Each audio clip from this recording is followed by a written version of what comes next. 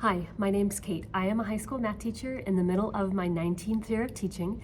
Today, I thought that I would do a video all about subplans and just talking to you guys about how I set up my subplans, the types of activities that I leave for my students, and then I'm gonna follow up this video with how things went after the fact. So just talking, did the students do and follow the plans, and how did things go? So this will be a, I'll record this in 2 different times, and then we'll see how everything goes.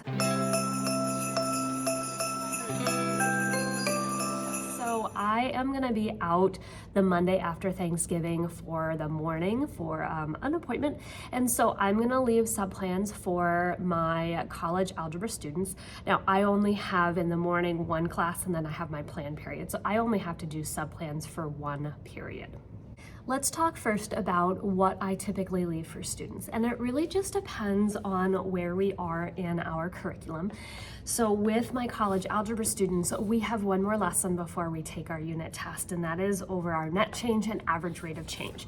So the notes that I have for this are not very complicated. It's not a hard lesson. And so I am going to record a video lesson walking through the notes similar to how I would teach in class. And I'm gonna post that on Canvas for the students to watch. And so that is one style. Depending on the type of lesson, I may record a video and post that, have the students watch it, take notes, and work through an assignment that way. So that is one option for subplans that I not all the time leave, but again, it really just depends on the lesson that they're gonna be learning. A second type of activity that I do probably the most often is I will pull some of my activity resources. So a favorite is color by number activity. So here I just have one on slope for something else that I'm working on. But I may leave this, it's 12 questions, and then the students get to pick a fun holiday picture to color. So these are just the pictures that would go along with this activity. And depending on the types of questions, so for my pre-calc or college algebra students, obviously I wouldn't leave a finding slope, but maybe, if we're working on compositions of functions, I would leave a compositions of functions 1, 12 of those questions, and then the coloring of the picture. And that doesn't take up an entire class period, it comes close. So I would possibly leave at the start just a warm-up. So here's the warm-up for you guys to do. And when you're done with that, I'll post the answers. I'll, leave those taped up maybe on the one of the side walls, on the side or on the back cupboard, and say when you're done with the warm-up, go check your answers. I've left them in this place so you can see how you're doing with those. And then I would have them work on this color by number. And a lot of times with the activities that I leave the sub, if it's something like this, I'll tell them, I want you guys to turn this in. It's due by the end of the hour. So, turn it into the tray or however you have your students turn in your assignments. I do love with these color by number activities to have my students, after they color them, I have them cut them out and then they put their name on the back instead. And then that way I can hang these up and create some fun, festive decor for those. Clearly we are past Halloween time, but here's just an example of what the Halloween ones look like. So they're definitely really fun when the kids cut those out, and then you can just make a little display of those. So that'd be a great thing to do around this time of year. Just add a little bit of festive flair to your classroom. Another activity style that I like to leave are mysteries for the students, and with my mystery packs there's the option of 6, 9, 12, and 15 question versions. And if I'm leaving this with a sub, I would absolutely leave the 15 question version because I know that that's going to take the kids more of the time. So I would probably again do a warm-up first with my students and again leave those answers someplace so that the kids could check those, and then I would have them work on that mystery, and I would have that mystery again due by the end of the hour so that they can turn that into, again, the tray or however you have your students turn those in. So just some of the fun, hands-on type activities, whether it involves, a little bit of coloring, a little bit of crafting, or whether it involves just a mystery or a couple of mazes. So I'll leave some of those things. And sometimes depending on where we are in our curriculum, it may just be a review topic of something that they've done in the past. So, maybe we've already sketched polynomials, but I'll know that they always need practice with that. So maybe I'll just pull out some sketching polynomial functions. So I pull things, that I know, hey, they're gonna need this practice because of where we're going, or this is a topic that they struggled with. So that's another idea of things that I do leave for my students when I have a sub. Another option that I do often, again, it all just depends on where things fit in my curriculum. If we're really close to the end of the chapter, I may just have them do the chapter review without me. I know that it's lengthy. I know that it would take the majority of the class period. And then, so the way if I leave a review for the kids, they'll review with the sub. Let's say the sub is on Monday, so they would review with the sub on Monday.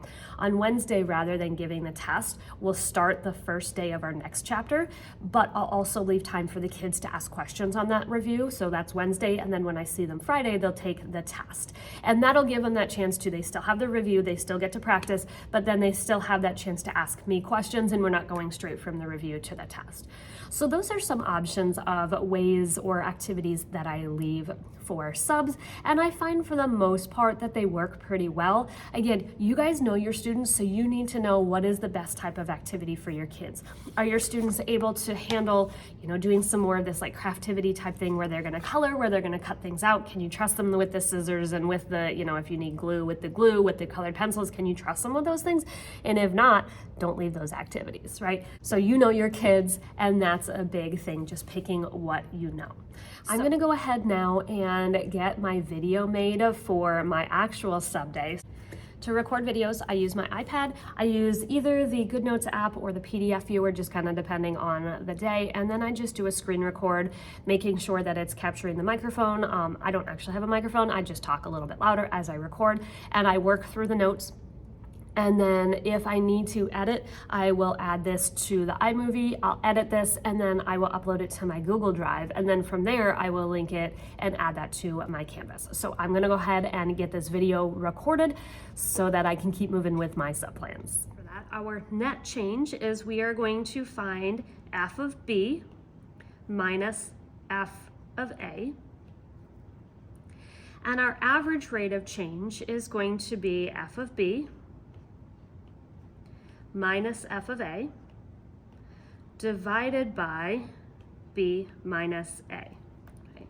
So this is really, average rate of change is really just our slope formula, right? When we find f of b, that's one of our y values, f of a is a y value, and our a and our b are our x values.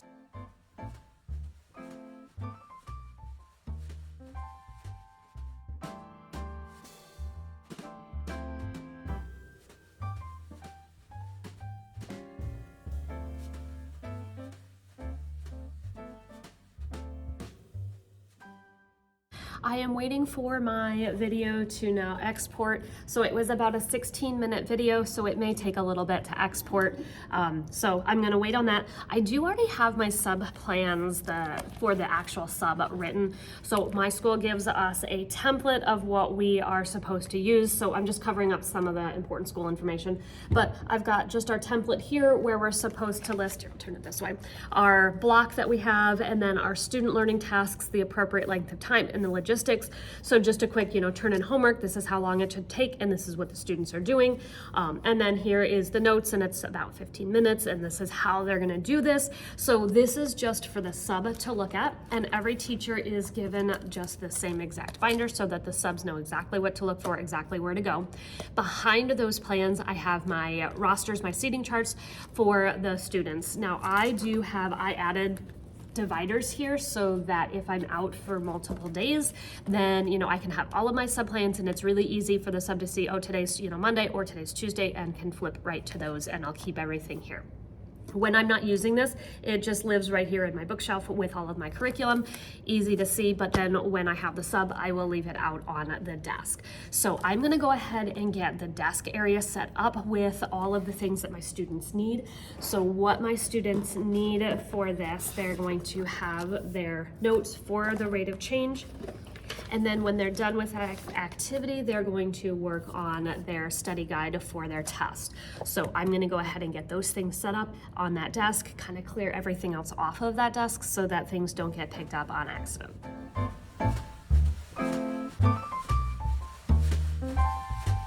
On the packets, I always just put what block or what blocks that they're gonna do them, and then just if there's multiple papers, I just make notes on there. Everything is spelled out in the subplans, but I figure the more places that I can tell them exactly what needs to be done, the better. Depending on the sub situation, I also try to leave the plans on the board. Again, the more places that I can put the plans, the less the students have as excuses as to why they didn't complete the activities. So because it's just one block and I don't have another teacher in here before this class, I am putting the sub plans on the board as well. Again, one more place just so students can't say the sub didn't tell us what to do or the sub didn't tell us that we had to do X, Y, or Z.